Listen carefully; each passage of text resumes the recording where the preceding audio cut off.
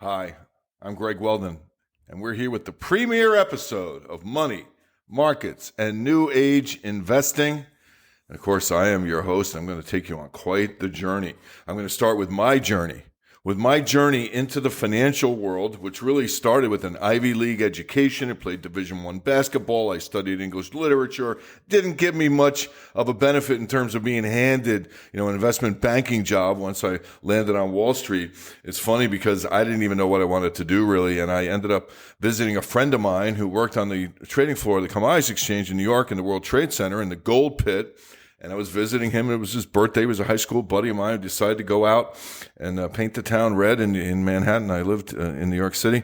And, went down and visited him and saw the exchange. And it was so exciting. I couldn't believe what I was seeing. It was just amazing. The electricity of the place was mind-blowing. This giant multi-football field sized room with little pits and, literally pits. They went down. You had stairs. You could climb down into the pit. They were giant circles with guys standing on it, screaming at each other in the colored coats and the whole nine yards. Watch the movie Trading Places. They filmed that movie right where I worked. I literally stood in the same spot as the actors. They came in on a weekend. They had a lottery to see all the people that worked there who could be extras in the film. Many of my friends are in that movie, friends to this day. We always get a kick out of it every time we see it. But thinking about going, as a 23-year-old to visit my buddy and seeing this place, and I was in awe. And I'm standing there, and this older gentleman comes up to me, and he says, what do you think? And I'm like, wow, this place is amazing. And I kind of view this as like, this is the lane, man, in basketball. I need to get in there and throw some elbows, and I feel like I need to be down here. And, so we had a nice, 10-minute conversation. My friend had finished with his write-ups. Of course, everything's paper. There's paper littering the place. It was, it was just a zoo, man. And we start to walk off the floor. And I turned to my friend and I said to him, how do you get a job down here? And he says, you got to know somebody. And I said, well, do you know anybody you can maybe introduce me to? He goes, that guy you were just talking to owns the largest firm on the floor. In one of those life-defining moments, I planted my foot, I did an about face, and I went back to him and asked him for a job. He called his son over, who actually ran the firm for him, Craig Bell. This was Stanley B. Bell and company. Back in the day, we're talking like 1984. And, Craig Bell was one of those guys who just had presence. He just was such a presence that as he moved, people moved out of his way before they even turned around to see that he was coming, type of thing. And I'm not exaggerating. And I never measure, size in height. I'm almost 7 feet tall. Craig Bell was about 5'7", but he was a commanding figure. And he came over to me and came right up into my stomach. And he looked up and he turns to his father and goes, I want this guy right behind me. And I got the job because of my size. And I come in the first day, and I don't know what I'm doing. I have no clue. You want to talk trial by fire? I mean, this was a true trial by fire. And because I was so tall, they stuck me like right in the middle of the mayhem where people are running and bumping and throwing, handing paper to one another. Every order was on a piece of paper.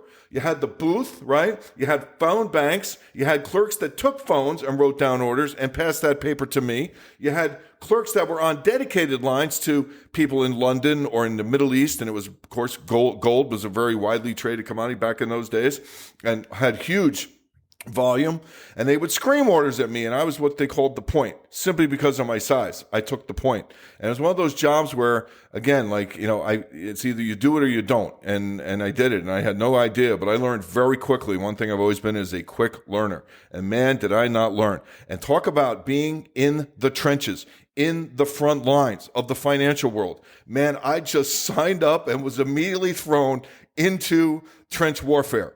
And I mean, it was physical, bumping and shoving and fights and screaming and, I said bye, no, you said bye. And I mean, it was complete chaos, man. And what I learned was I had instincts for it. I mean, you feel the flow, you feel the energy, you start to kind of understand when the market's making a move and you see the order flow and the Middle Eastern buyers are involved and so on and so forth. You got to start to know the players, know the moves. I started keeping point and figure charts, which are little X's and O's based on certain price movements by hand as I'm doing this job of handling the book, which was a huge book. And as market moved, I had to pass paper in to either the silver or the gold pit, depending. I had to accept orders as they were coming out. I had to watch in the back of the booth for hand signals so I could, flash in market orders. I mean, talk about learning the market, really from the bottom up. That's what I did. And the fact that it was so archaic at the time, too. Everything was on paper. It was insane. I mean, I grew up in the streets in New York, pretty street savvy, obviously Ivy League educated, but man, that did not prepare me for what for the beginning of my career in the, on the trading floor in the World Trade Center of the Commodities Exchange. And I'll tell you what, I wouldn't trade it for the world, It got to the point now where my charts and my instincts, I'm starting to learn the fundamentals little by little. A couple of years in, clients started to want me on the phone. They wanted to know what I thought. They started asking me the questions, I was intricately involved in the price movements, And in that degree, really 1987 changed a lot of my kind of, acceleration in the business because it called the crash. And I made a ton of money in 1987. And so that was interesting. And of course, the flip side of that, in 1988, I made a lot of mistakes. I made the mistakes I'm going to try and help you avoid as we go forward. I've made them all. I don't think there's a successful trader, frankly, that hasn't made some of the mistakes that you make because it's so psychological. It is fear, greed, and hope. It is absolutely those things, and you need to learn how to harness yourself, But from the context of moving through the ranks of the business, I was a broker, an institutional futures broker, and we were big in foreign exchange and bonds in particular at Lehman Brothers on the 7th floor in the World Financial Center. I was a broker at Prudential. I worked with one of the largest and most successful hedge funds in the world. I was one of the first employees from the ground up, and it was from this gentleman who's widely considered, at least in my mind, and I think generally speaking, one of the most brilliant traders and money managers of all time. Doesn't like the press, so I won't mention his name. You can find out, I'm sure. But I mean, I learned from one of the best in the business. And what he taught me was, not only like anticipating things that were going to happen, but thinking all these things out so you know what you might want to do when you start to do it. You theorize, you put in all the things, you connect all the dots, and what if, and what if, and what if. And then key to all this, of course, is risk control. Well, in that vein, when I was at Lehman Brothers, I actually got a chance to go on for what was then Financial News Network. And I called the 1990 crash. During that time frame when I was trading at Commodities Corp, which was a think tank in the farm country, it was literally a farmhouse, in fact, that we worked out of, a think tank in a brilliant place in Princeton, New Jersey. Called the move while I was at the hedge fund down in the British pound in 1992. We nailed that one, just like some more famous names did. The Gulf War in 1990-91 was a big deal too, and I remember being out that night that the Gulf War broke, and all of a sudden all the bombs are going off, and every news channel is covering. And we ran back to the office and got involved in the crude oil market, made a ton of money that night, man. When I was at Commodity Corp also, 1997 Asian foreign exchange crisis. We call it the Thai baht. We call it the Malaysian ringgit. I've been involved in some of the biggest trades, really that have ever kind of taken place from that degree. While I was at Commodity Corp in the late 90s, Goldman Sachs bought the firm. The evil empire has arrived. The 50% of us left within a matter of weeks. They really wanted the assets, not the people. And, it kind of left a sour taste in my mouth. And what I did was I started Weldon Financial at the time. And the idea here was to help level the playing field. And it's kind of why we're doing the podcast now, too, because of how crazy everything is, But in the context of running my own shop, and let me tell you something, I'm a pretty humble guy. People that know me will tell you that right away. But I mean, you don't last as an independent in this business for 25 years unless you got some value add to offer. And that's what I do. I add, you add value, point out things that maybe someone else is not looking at. You give them an angle that maybe they haven't considered. You give them an idea in a commodity or a market that maybe they're not seeing. That's what we try and do here. In terms of the tech crash of 1999, 2000, I called it on CNBC. I was a regular on a show called The View at the time, before The View was The View with Whoopi Goldberg and the ladies. This was a show that was on every Wednesday at 7 o'clock on CNBC. Ted David was the host. I was on one night and called the tech market crash. I said that the NASDAQ's going to decline by 80%. The guy almost fell off his chair, Ted David, great dude. And I swear I was never invited back. And I got a very nice email from Ted David a few months later when in fact the NASDAQ was down over 80%.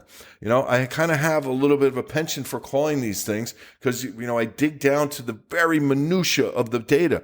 I am a workaholic, and to the degree that I go through the data, I don't talk about opinion. I don't talk to a whole bunch of people. I don't come up with what's the latest fad.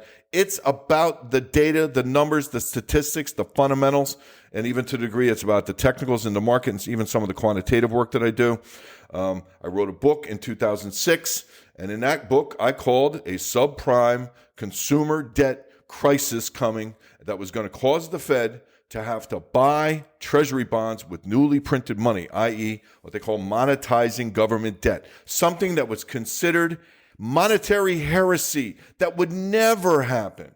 And now what do you have? You have QE4, QE5, QE in every country. You have MMT, modern monetary theory, where it doesn't matter how much money you print. And the reason is because you never had inflation until more recently. And that's a sign there, and something we'll talk about in a few minutes in terms of what this really is. What I have seen over my 4 decades of doing this is 4/5 or 80% of a 50-year credit bubble that started in 1971.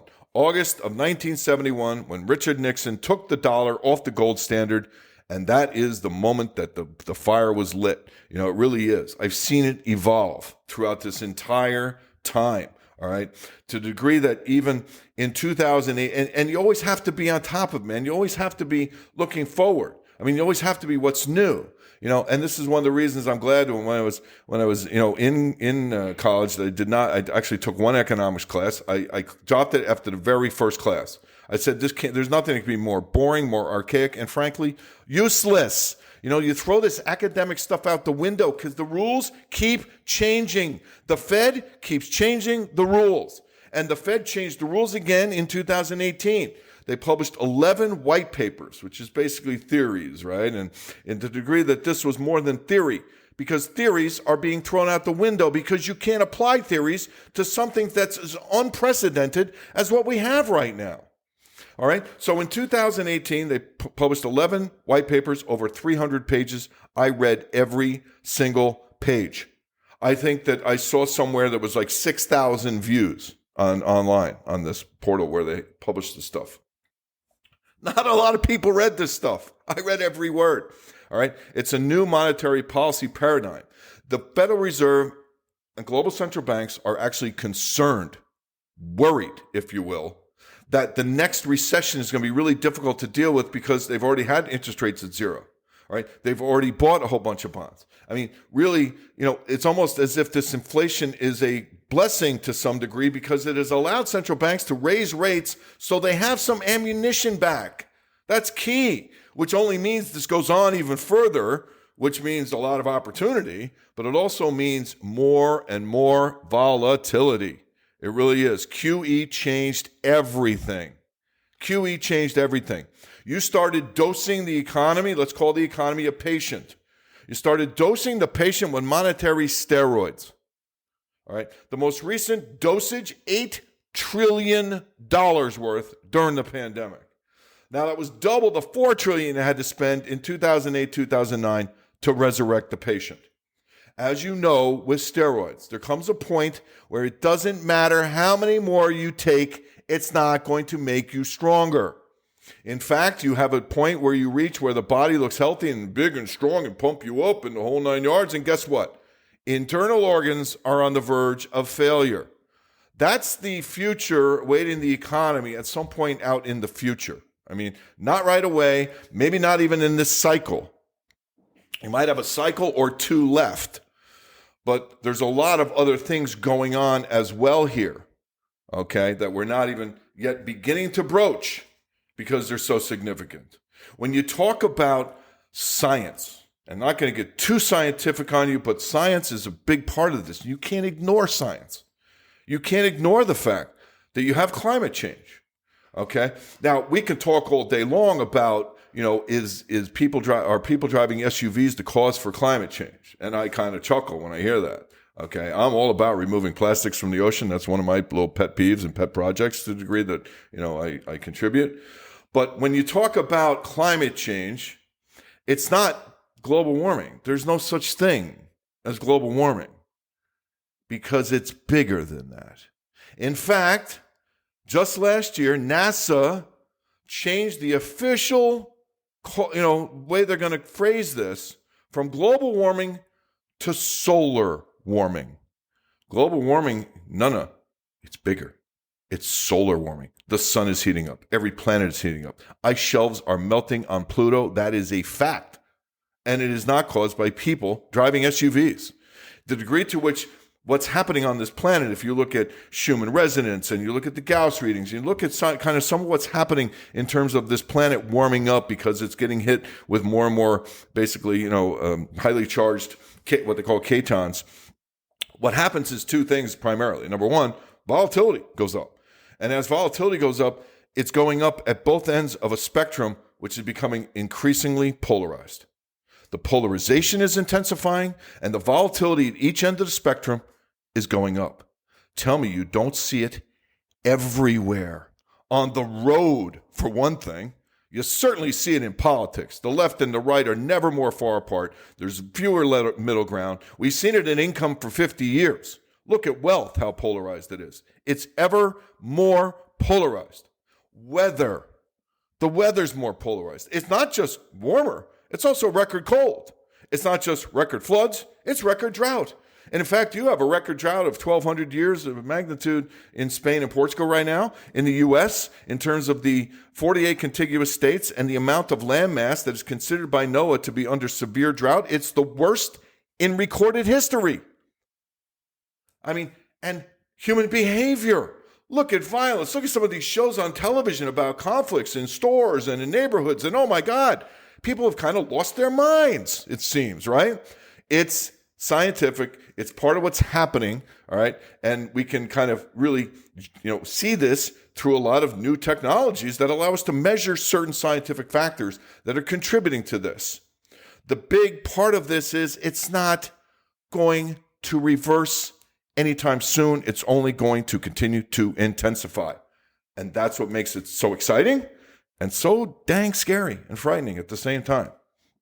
So within that context, we also have the markets, ever more volatile. You can't just pump in trillions and trillions and trillions of dollars and not think you're going to have some kind of impact on volatility, let alone, of course, inflation, because in the pandemic, all of a sudden you have less goods available. And what's the definition of inflation?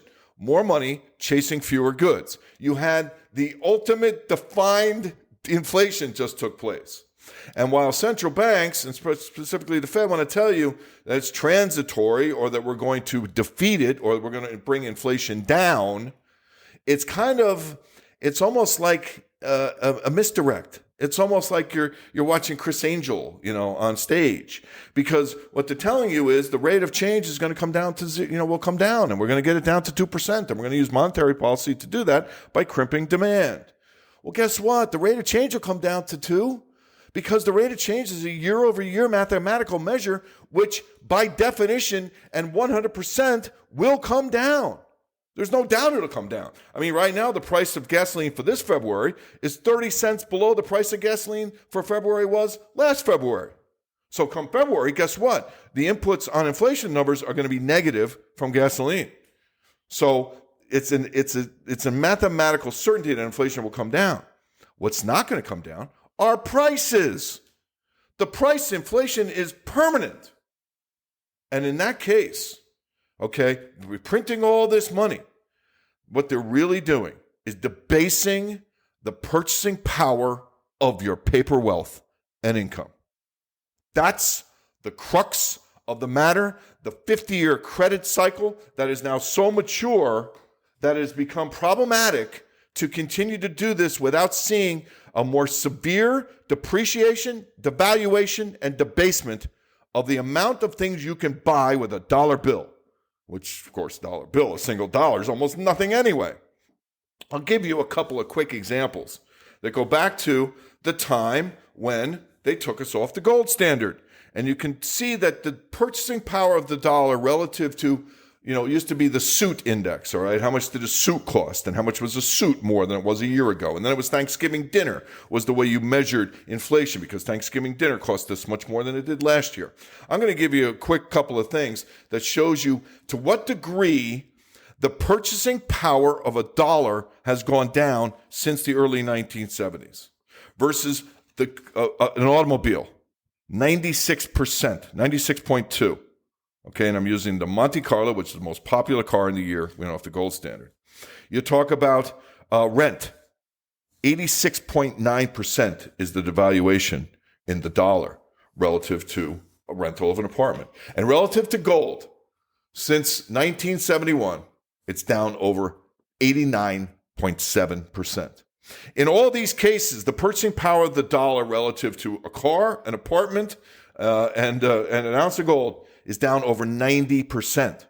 And we know that. I mean, a gallon of gas used to cost what? 35 cents. I'm old enough to remember that.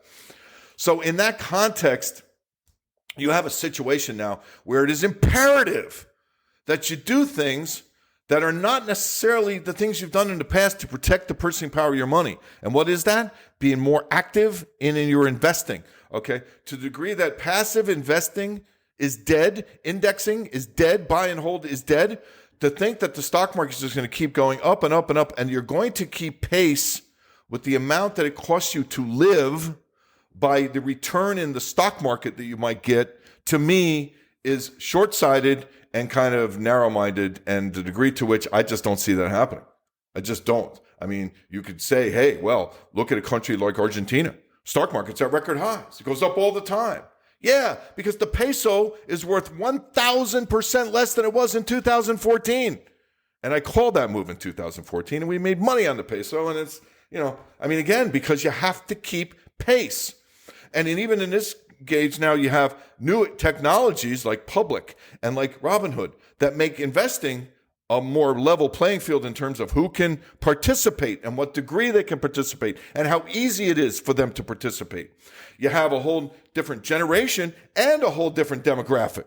You have wealthy people in Palm Beach, Florida that want to manage their own money because, well, we don't trust the banks since 2008. Now the financial firms not so hot. And, you read about some of the things going on. Certainly now what's happening with crypto. I did a speech in February, the World Outlook Conference in February of this year. And I called it Sock Puppet Strategies. And I said, watch out for crypto. This could be a crypto winter this summer. And sure enough, it was.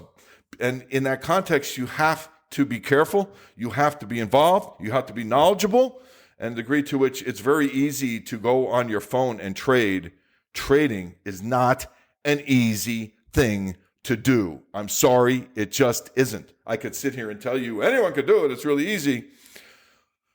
I can tell you anyone can do it. I can't tell you it's easy. It takes work. It really does.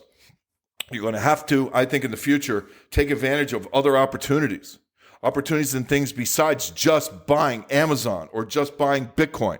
And we made a lot of money on Bitcoin. We got in at 8,800, got out at 54,000. That was the trade. One time, boom, done.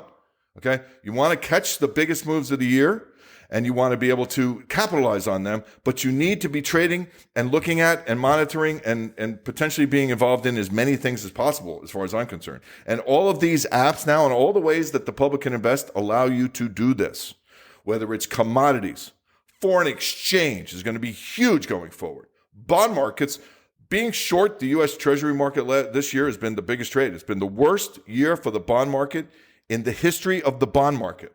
Think about that. How many people out there have benefited from that? Frankly, wasn't too difficult. It really wasn't if you know how to do it. So part of what we're going to do with this podcast is talk about current events and talk about kind of the environment and talk about some of the science and just kind of talk about the world at large. But we're also going to talk about the fundamentals as they stand now. But even beyond that, it's going to be segments of these podcasts where it's going to almost be a boot camp-like experience. I have done boot camps. I have done futures trading boot camps. I've done gold investing boot camps. I've done a variety of boot camps. I love them. I love giving them. I love talking about it. I love talking about trading. I love the theories and the philosophies of trading. It's an art, and it's something that anyone can do. When I first started doing this, I read every book I could get on the subject. And even to the degree that I used to, when I worked at the Florida Commodities Exchange, I used to go to New York Public Library with pieces of paper and a pencil, and I go to the microfilm and I write down prices from the 70s. I went home and wrote algorithms and, worked on those. And some of those algorithms I still use today. So in that context, I have a wealth of knowledge. I have a kind of a new age outlook, if you will, on things. Throw out the academics, throw out the old school stuff. Man, the time is now to really take this on, to grab the bull by the horns, and to do some things a little bit differently that can help secure your future and protect the purchasing power of your money. It's so important. How to create portfolios, technical analysis, fundamentals. What is important in terms of fundamentals? Risk management. What kind of style are you? Know thyself. This is kind of a psychological game to some degree where, trading and investing, you have to know yourself. You have to understand yourself intricately and be honest with yourself to what your potential pitfalls and shortcomings and weaknesses might be. I've been able to identify my weakness, if you will call it that, and I don't like to call it that because I don't look at it that way, is that I tend to be early in trades. Why am I early? Because I'm digging so deep into the minutia of the data, I tend to see things before it's generally accepted. And for markets to move, you need the public to generally accept it. You need some level of visibility for these things for markets to actually move. And I tend to see things well before other people tend to see them, not necessarily because I'm any smarter than anyone, but because that's how hard and how far I dig into the data. And because I'm doing this long enough, I know exactly what to look for.